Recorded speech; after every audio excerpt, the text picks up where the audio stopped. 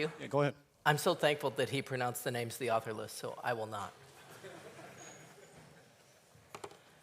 So I am not an author on this paper, but I do manage the group that most of the people are in who do this, and so I've been following it closely as it developed. And Derek is an academic that we often work with who contributed quite a bit to this paper.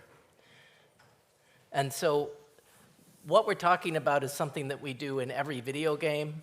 Every video game out there pretty much will have this somewhere, which is, hey, I have some type of environment map, and I need to illuminate things with different glossiness. And this would be like a particular environment map that's illuminating each of these materials that each have a different roughness, basically. And if you're a path tracer, you'd say, oh, I'll just send out a bunch of rays, I'll get some noise, all is good. And the key thing is, the rays are not uniform in this environment map. The reason you see some glossy image in it is because what's integrated over is not uniform. And so that's expensive. Ask any path tracer. And I switched way ahead for some reason. There we go. I guess I don't know this interface of this program made by the company that employs me. So before I get there, look at that integral. And what we have to do is actually evaluate that integral, which is just classic rendering equation. I'm going to integrate over a certain set of solid angles with a weighting function. The weighting function is different for different materials.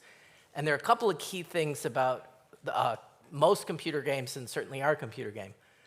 That environment map is static. And so we can do all the pre-computation we want.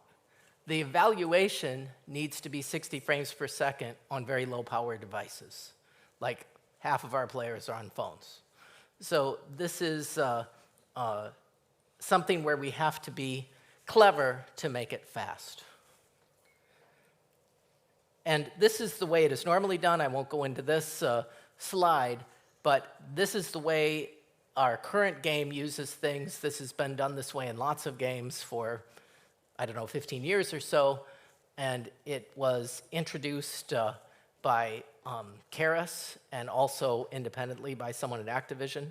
And I won't go into this approximation, but it's detailed in the paper. We're not doing that. There's some problems with it. And basically, the problems are the split sum method has some systematic errors that show up visually. And our contribution is to throw out that split sum and put in something else. I want to say a little point. This is an interesting paper to me in that there's no reason this paper couldn't have been written in 1998. There's no deep learning in here. It doesn't require weird new hardware. It's just a clever way to use math to get something better. So the key word in there that you're going to see is there's an optimization. That's the reason I wouldn't have done this work in the 90s. Is I was like, oh, optimization. I'm not doing that.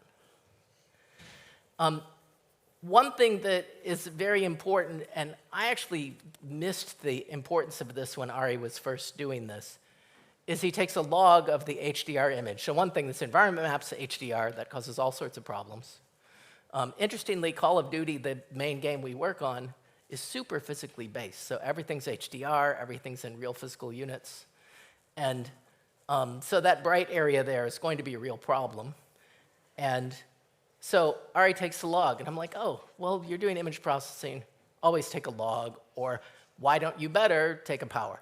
The log is important mathematically for the spherical harmonic stuff he's going to do, not just for perceptual reasons. So the conventional wisdom often is if you use a high-order spherical harmonic to encode anything about the environment map, you have terrible ringing problems. This is why I always have stayed away from spherical harmonics, is they ring. But it turns out if you use a log, you get rid of a lot of the ringing problems. Now, if Ari does basically what he's doing in the paper, without the log, he gets the thing on the left, which some of you have seen before when you try to use high-order spherical harmonics.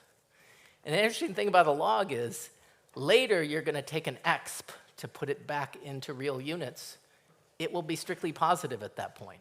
So you have ringing, well, You have some ringing, but you do not have negative lobe ringing, which is where you really see obnoxious artifacts. Another aspect of the log, if you're really into signal processing, you would say, oh, you get more of the energy in the earlier terms with the log, and that has advantages. And that's an argument that those of you into signal processing can engage with Ari in. So the key thing he's going to do is a view-dependent factorization. And this is going to look scary, I'm going to warn you, but we're going to make it not scary, because it's really not scary under the hood. So first, there's a trick that's used that is not new, which is you break the reflectance into two components, one the Fresnel edge effects and one the non-edge effects.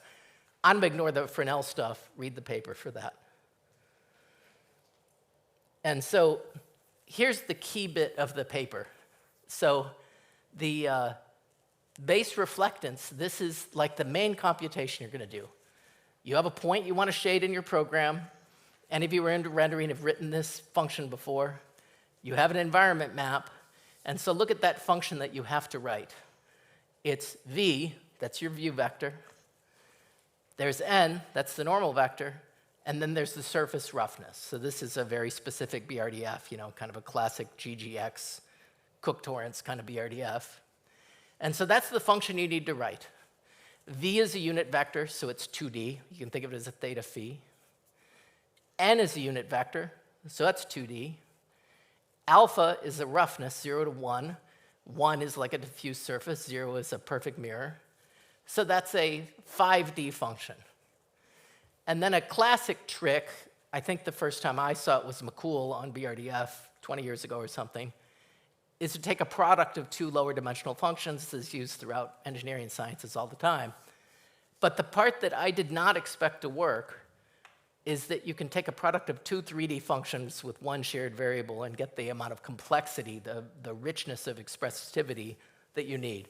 If it was just P of R, H of R for a specific roughness, so take some brush steel that's pretty shiny, hard code that alpha, and take a product of two 2D functions, we kind of know in graphics that might work because of previous work.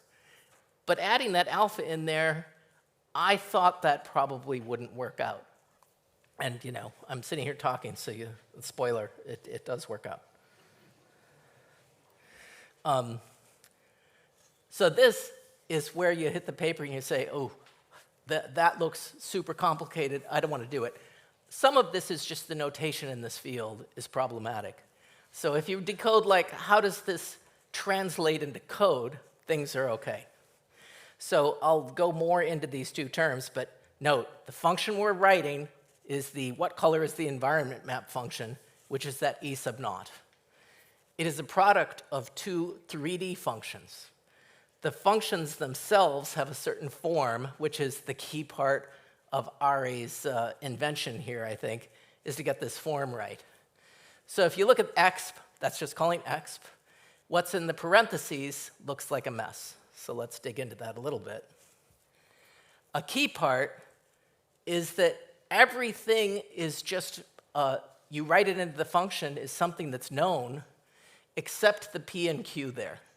So ignore everything now. You're writing this function. Everything is straightforwardly written, but there's this P and Q that come out of nowhere. Those are just vectors of floats. So P and Q are the thing that replace the environment map. So there's no environment map in this. They're two vectors of floats, and that will give you the visual appearance if you actually dealt with the real environment map. So it's really just a re-encoding of the environment map in a strange way that's just a bunch of floats. So let's look at just one of those two 2D functions. They look very similar. That VMF of 1 over alpha was used in some of the NERF papers a couple of years ago at CVPR, and so we're using other people's notation. VMF is just a normalized spherical Gaussian, no big deal. If you look at it up there on the upper right, it's not that complicated. You can sit down and write that function or ask ChatGPT to do it. It's not that bad. That circled dot is just I'm doing component by component multiplication. So that VM of f is a vector of floats that you evaluate based on the surface roughness. So it's just floats you say boom, boom, boom for each alpha. That y is just a spherical harmonic basis function. So you can interpret that as a convolution with spherical Gaussian if you want to. I'm thinking of it like C code. It's just two vectors of floats. And then the p is a vector of floats that is stored, that you've done in an earlier thing that you replace the environment map with. Environment map comes in, you get a p out. And so that part is just a big vector. Say it's 30 numbers. And yeah, you have two vectors. Two vectors, you just do component by component multiplication, you get another vector, you take a dot product, done. That's the entire computation. So in code, it's much simpler than it looks in mathematical notation, as happens so often in rendering. And then you take an exp.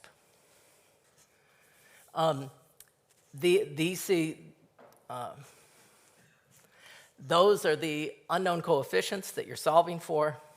And so we need to find those. So we run an optimization.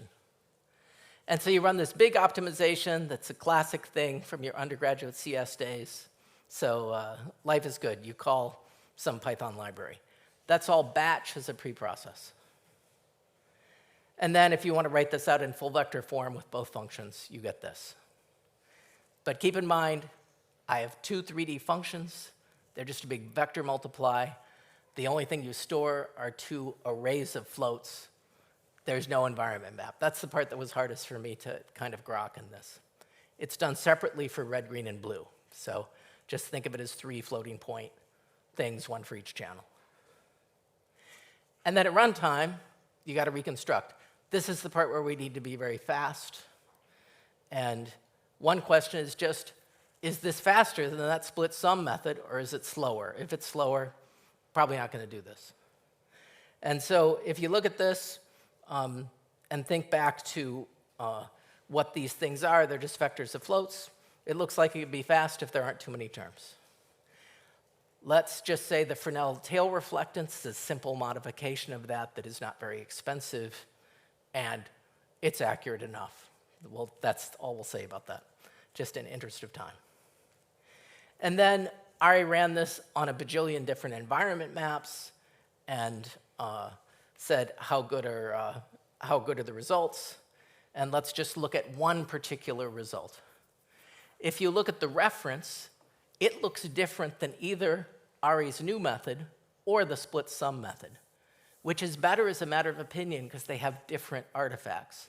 As I look at a bunch of them, you can look at a bunch of examples in the paper.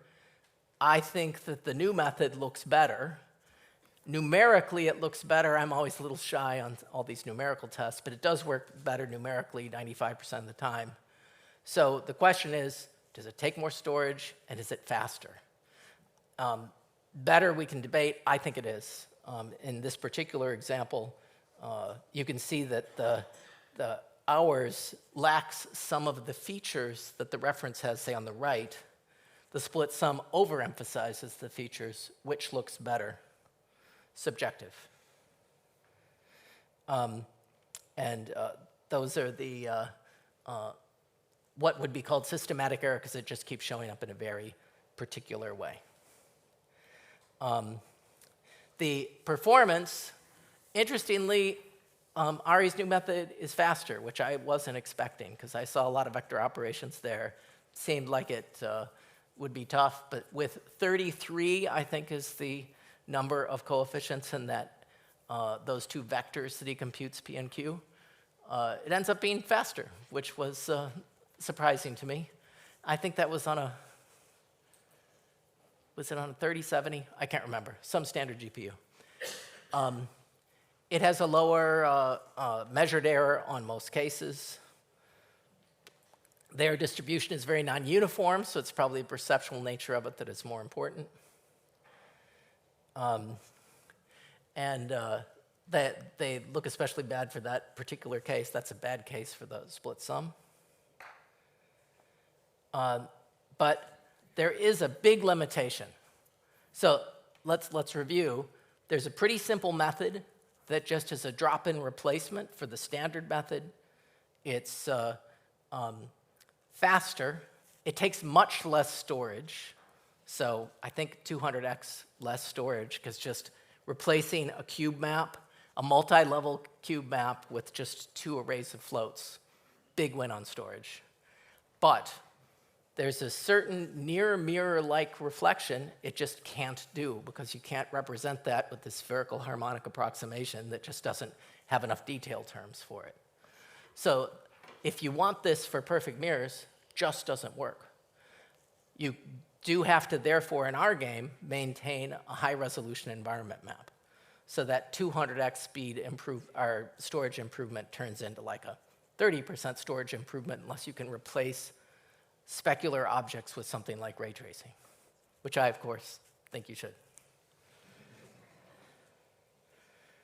And so the roughness values in our pretty standard material model is you lose perfectly specular to roughness 0.25. Oh, and this also shows that as you start taking fewer coefficients, you lose detail. So 33 is the magic number that gives, in Ari's experiments, what he thinks is good resolution. So in summary, I'll let you read that. On real models, it does seem to look better to me. We haven't deployed it in the full game yet. It's implemented in the full game, but it hasn't been tested on the full model. So, talk to me in a year, and I'll tell you if there were any surprises. But so far, nothing scary has appeared. And thank you, and we'll see if this video plays in PowerPoint. I've been doing this for decades. I've never had a video play successfully in a talk before. This is real progress, so we can have questions now. Thank you very much.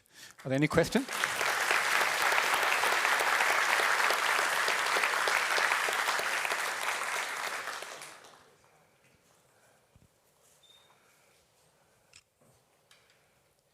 This is quite astonishing. I almost don't believe that it's faster. I have to wrap my hand around it. Also, one of, significant contribution to this problem in I don't know how many years. A question could be, like with the cube maps, we had a lot of technology and hacks and whatever developed. One significant one that we had is this notion of localized or parallax-corrected cube maps. Is this something that you don't think is necessary because you're just baking enough to interpolate, or do you think that this thing could also extend to those kind of corrections? I would say I hope it's not necessary. But unknown. You have a very good point that it's always tough to replace mature technology with something that may lack these types of optimizations. Ironically, the lack of ability to handle the low roughnesses probably helps this a lot, right? So blurring, as long as the blurred stuff has the right dynamic artifacts, it might work okay, but unknown. This is the short answer. And also, since I'm not, this isn't my paper, I just manage the group this is in, I can say, I agree with you. I'm shocked. There's a real advance that can happen in this area. And I had trouble reading the paper because I just couldn't quite grok that, you're actually getting rid of the cube map. This just was hard for me to accept. There is much more to do because all our math, there is a lot of wrong that we still do, but this is amazing. And interestingly, the memory footprint is the same as a 3x3 cube map. So that's a pretty blurry cube map. Yes, sir. It works? Yeah, it works. Nice saw, great paper. My question is, so in the numbers that you've shown for the roughness, you go down to 0.09, but artists don't like to be constrained, and they like to operate in that high specularity range. My question is, was it exposed to artists just to see if they're fine having either ray trace or purely specular, or higher roughness than 0.09? The answer is no. And so right now, for really low roughnesses, we would have to do something different. And so when I just flippantly said I think it should be ray traced, what happens if roughness is like 0.05? Is a little path tracing perturbation going to be low enough noise that it would be acceptable? Unknown. I would say that one of the troubles we're experiencing in games, but it looks to me like every AAA game has this, is every component of the rendering has noise. And all of that noise goes in together and goes into denoisers that are still under development. And so you often are getting surprising noise artifacts. And how problematic are these? And so when I look at them, sometimes I'm like, wow, those are really bad. And when my child looks at them, she says, those are fine. Just like my generation said, edge crawling is fine. So I do think this is like a real question in our industry, though, is just how much noise is too much. All right, I think we have time for one more question, if this...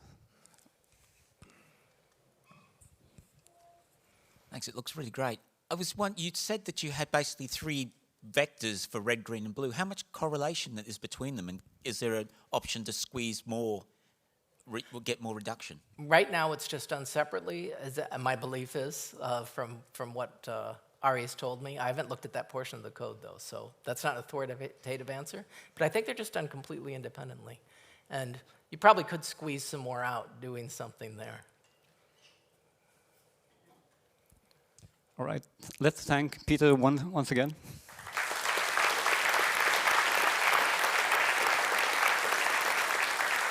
Also, I want to acknowledge, especially Peter Shirley.